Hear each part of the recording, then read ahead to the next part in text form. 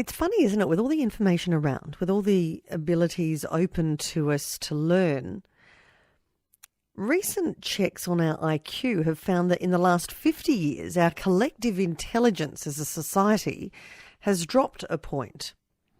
So I guess while it's not a huge shift, you could suggest that as a society we're becoming dumber. Brian of Henley Beach doesn't agree. He says on our text line, we as individuals are just as smart as ever. Society, however, has become more dumb and stupid people living in it.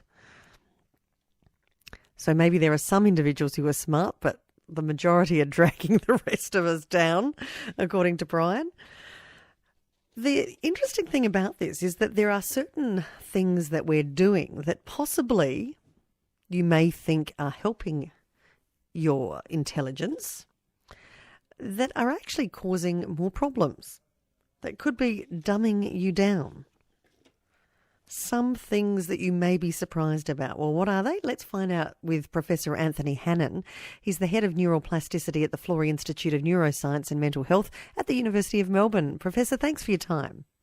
Good afternoon, Sonia. Thank you for joining us. Now, IQ is one of those things that you just assume that if you're studying well, that you may be increasing it, reading, doing crosswords, all of those sorts of things. But you've put together a list of things that seem to be not helping us at all. And the first one I'd like to look at is multitasking, because I think most people would assume that being able to juggle several different things at once may be keeping you fairly flexible in the mind. Now, I'd firstly say that that's not my list. I think you're referring to an article that I didn't generate. So that is not my particular list, but I'm happy to talk about it. Well, so, this list suggests that. So is it true that multitasking is something that is not good for our IQ? Yes, I think the idea is that we're evolved, and a lot of this comes down to thinking about us really as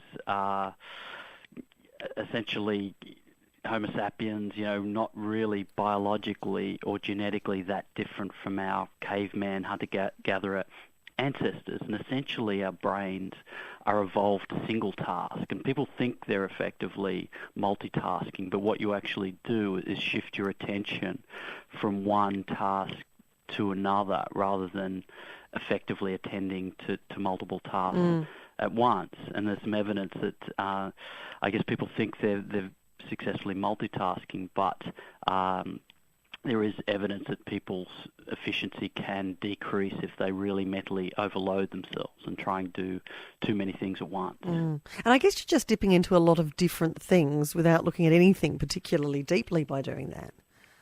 Would that be a fair comment? I think so. I think you're right, and I think that with technology now, it really does encourage it, whether it is television or the internet surfing, Google searches, all of this, smartphones, tablets, all of this means that we all really have information overload. And I like to think that, with our bodies and brains and genes that are caveman hunter-gatherers, that we're just maladapted to deal with so much information. And I think a lot of people really do struggle with dealing with information and prioritizing information and working efficiently, perhaps by focusing on one task deeply at a time rather than doing multiple tasks in a very shallow way. Professor, let's talk about the Googling side of things, because I think this is true that, you can't go anywhere or have a dinner party or a conversation or talk to anyone without someone asking a question, not knowing the answer, and we all rush to our phones to try it, to get it. It seems like you can have information at your fingertips, and so you don't need to retain too much other than the ability to find that out. I wonder, though, if those ability to find things out is actually just a different kind of knowledge that we didn't perhaps have before. I think it is, but the reality is, yes, providing your device doesn't break down or the power doesn't go out, that you can usually access that information, but using information is a far more powerful skill. So everyone can access almost unlimited information, but actually thinking deeply and analytically and using information and actually judging information, because we all know that we search things on the internet and can come up with complete garbage, because any person on the planet can set up a blog or a website and put any nonsense they want on, including Wikipedia. You know, they try to filter these things, but people have been known to put up sham information even on well-respected websites. So it's one thing to actually access information, it's another thing to use information sensibly and, if you like, powerfully.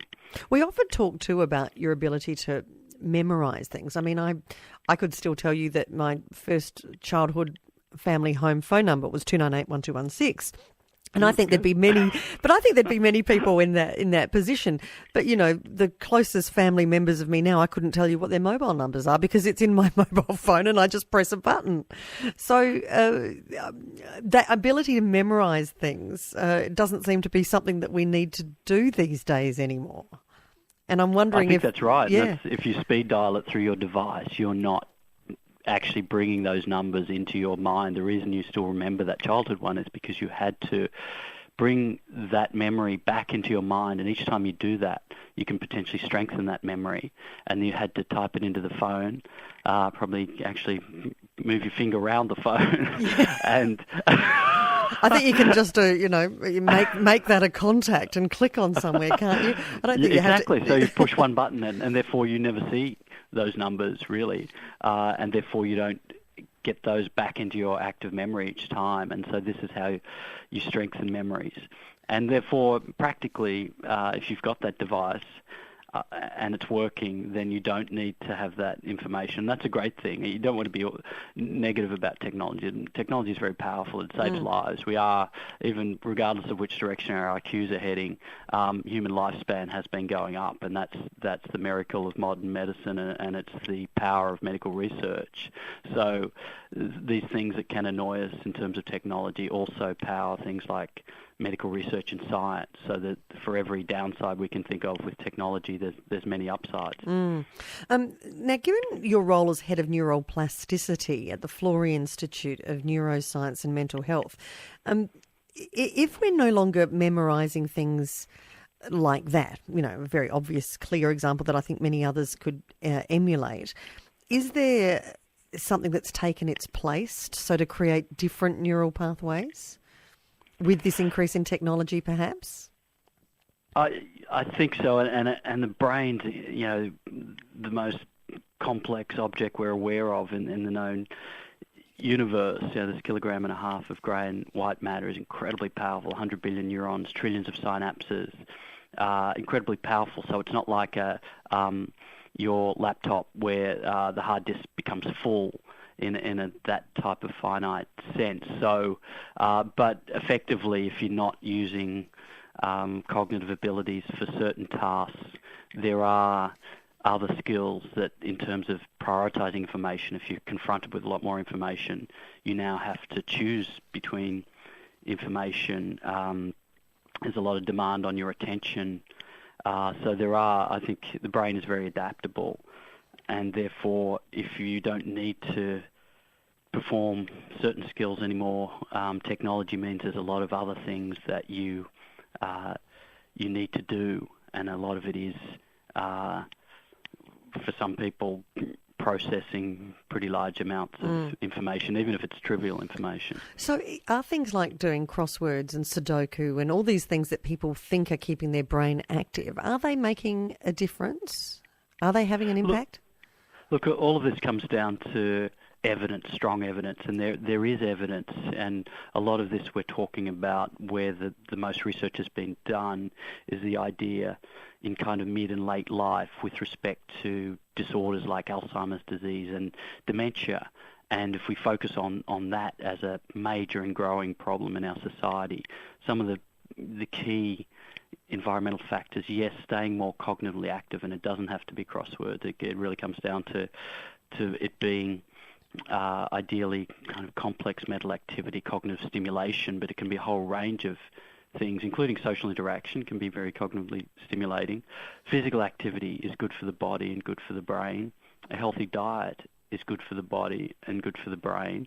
And a negative factor. High levels of chronic stress is actually bad for the brain and body, and so people reducing high levels of chronic stress can be beneficial for the brain. So there are a number of these factors, and sleep is really important for cognition and brain function. So people getting regular sleep and enough sleep is actually another important lifestyle factor. Well, I'm sure anyone who has had a bad night's sleep can say how difficult it is to concentrate the next day. So over long periods of time, I can see that would have a huge impact. Now, one of the things about TV, a lot of people accuse TV of being something that has really reduced our capacity to think about things in many ways, because we just sit and stare at it and passively watch what's going on. Even more so, people describe reality TV, and it's certainly on this list that we started talking about as something that is helping to kill our IQ. Is there any evidence or proof to suggest that reality TV, or TV per se, is having that role?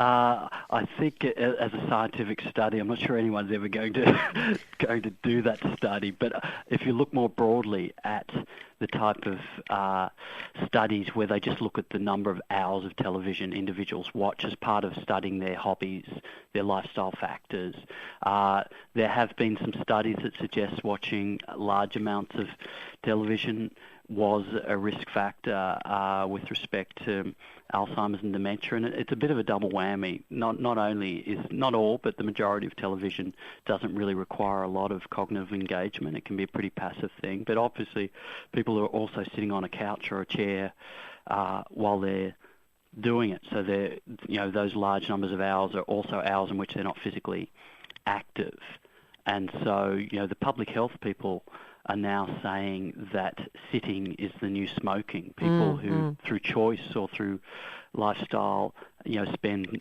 14 hours a day sitting, that's just not good for your health. We're talking with Professor Anthony Hannan here from the University of Melbourne, from the Florey Institute there. We're looking at some of the things that could be killing your IQ every day, some of the practices that we have, given that it seems our collective intelligence has dropped by 1 IQ point in the last 50 years or so. Professor, one of our texters has sort of challenged the notion of the current IQ test. Sue says the method of measuring and interpreting IQ is out of date and does not fit our society and technology today. How true is that? That's a great point, and it's actually a very controversial area, IQ testing, and a lot of these tests go back a long way, and you can argue they were designed to test intelligence and designed quite a long time ago, and therefore to test intelligence you have to define intelligence, and so people talk about different types of intelligence and argue that some of these tests don't capture that. And so I'd agree, although in terms of keeping the test the same, they do talk about a Flynn effect where IQ has gone up across generations generally. This academic was based in New Zealand, Flynn. The effect was named after him, and it's intriguing, and they still haven't quite worked out the cause of that, but it could be in terms of childhood stimulation and childhood education and these type of things. But if you use the same test, the suggestion is that effect may be flattening out. But so rather than get stuck on absolute numbers in IQ tests, it's probably more about, for me personally, I think more about the medical relevance, the idea of what type of changes in lifestyle are improving lives, maybe increasing or decreasing the risk of certain diseases like Alzheimer's and dementia. I think that's more of a pressing issue than whether people's IQ is going up or down by a point. And we'll talk about some of those measures in a moment. But just while we're on this, it does, I think, bear more discussion on this idea of what is interpreted as intelligence too, because with different generations, I know Susie rang to say she's heard young people's brains are changing due to receiving multiple stimuli like computer screens, games with constant pop-ups, those sort of things. She says apparently new neural pathways are being created. So does that mean that maybe they are more intelligent in that area? We're just not measuring that. Yeah, that's a tough one, and the reality is, my generation was one of the first that grew up entirely with television, and this generation, or these generations are growing up with these new devices and access, and so essentially, it's all an experiment in progress, and we don't need to know it. Yeah, we need to know what it's doing, but we don't really know, and so we can't answer that. But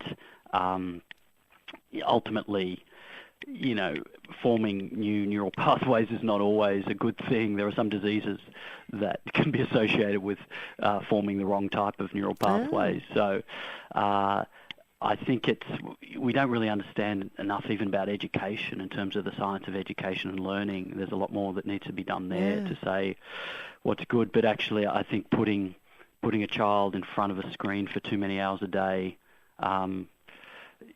without the human interaction and social interaction, that is potentially problematic. And then there's separate questions again. If they're doing that, then they're not physically active, and physical activity with children, as well as healthy diet and sleep patterns, etc., is extremely important for children as well. I guess I just, even from a work point of view, I see people who are 15, 20 years younger than me able to cope with multiple screens up and seeming to flick between technologies in a much more nimble way than I ever could hope to do, and it feels like an incredible skill that they have to do that. Well, it's a skill. I'm not sure about an incredible skill. The question is effectively flitting between things and shifting your attention. For certain jobs, that may be a useful skill. Yeah. In other circumstances, that means you're actually perhaps not focusing as deeply, not thinking as deeply, not doing a single task as and I guess well. So, skill is different to intelligence too, isn't it? So, exactly. So it comes down to, if someone's doing this for work, whether that's the most efficient way they can be doing their work. And I know a lot of people feel that things like email are very distracting and decrease their efficiency. And there's been studies that show that in terms of people checking email all day is actually just, along with having 10 different files open on their screen, is actually not an efficient way for anyone to work. Now, you mentioned diet as being an important factor in intelligence and IQ, and certainly when you look at some of these things that this author has compiled about the things that kill our IQ, they mention both fat and sugar as being problems to intelligence. What role do you see diet as having, Anthony? Well, I think we now know increasingly that the brain's not just sitting there disconnected from your body. It's totally embedded in your body, and there's a continual crosstalk between your brain and your body at the level of neural connections, at the level of hormones, at the level of other molecules that go between your brain and your body. So anything that's good for your body, like a healthy diet and physical activity, is good for your brain. That's very, very clear cut. So again, getting back to the caveman hunter-gatherer analogy, we're not evolved to eat a lot of refined sugars and fats. That's not saturated fats. That's just not what we're evolved to do. And so if it's bad for your body, and there's obviously lots of guidelines for a healthy diet, then it's bad for your brain. But there is evidence, in terms of the obesity epidemic, that sugar and fat can both be addictive. So some people do get addicted to sugar and fat. In fact, there's arguments that people get addicted to certain technologies and screens, etc., getting back to the technology question. So there's evidence you can be addicted to quite a number of things, and that might include dietary substances like sugars and fats. So that, you think, has an integral part to play in levels of intelligence then? No, the levels of intelligence is more... Yeah. I think it gets back. I think, again, the more important question is what things like diet do with respect to your risk of disease. So I think... the reality is with intelligence, it's like a lot of things. This is all genes plus environment. So your intelligence is approximately half genes, approximately half environment. And so a number of environmental factors could, let's not call it IQ, could impact on your cognitive function. So an unhealthy diet will reduce your cognitive function, will reduce your lifespan, will make you at greater risk of certain brain disorders and disorders of the body. And that's probably the bigger issue, rather than worrying about IQ points. It's probably worrying about what you're going to die from. Professor, we're talking with Professor Anthony Hannan. You might want to add your views. Feel free to give us a ring, 1300 222 891. You can also text us on 0467 922 891. We're talking about the things that perhaps hamper our IQ or our intelligence, the things we're doing on a daily level. It seems to me that some of the texts we're getting suggest that defining intelligence is one of the crucial parts of all of this, Anthony. One person says, Sonia, intelligence to me is somebody that can learn from their mistakes and does not repeat them. Gay says, I worry about some educators I know. They do not watch, read or listen to any current affairs. They only read their phones, and I hear them discussing only the superficial TV programs. Their general knowledge is terrible. Not all young people are like this, I know. And another person, Paul, says it's the same with maths. We have calculators and computers to do the grunt work. It all started with the slide rule, making maths easier. It's a slippery slide after that. We don't need to understand the way to calculate things, says Paul. So for different people, intelligence means different things, it seems. Yes, it does, and it will continue to be debated. So I think for individuals it comes down to how you maximise your brain function on a daily basis in terms of your quality of life and your efficiency at work. And you can't change your genes, you can only change your environment. So people, as I say, you're dealt this genetic deck of cards at conception you can do nothing about, and the only thing you can change is your lifestyle and these environmental factors.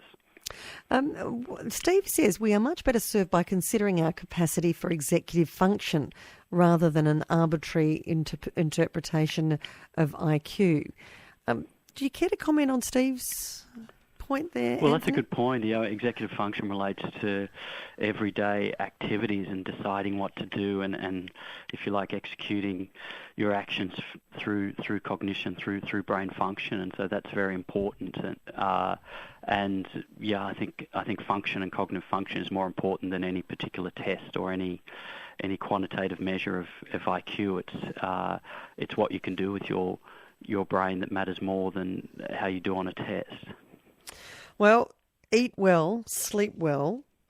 Don't put yourself under too much stress. It all sounds like we could be talking about just how to live longer and live as well as we can, which sounds like the answer to being as intelligent as you possibly can as well. I think so. I think it's all related. It's pretty basic stuff in terms of getting back to probably the things we've evolved to do. Good to talk with you, Professor. Thank you for your time today. Thanks a lot, Sonia. Nice to talk to you.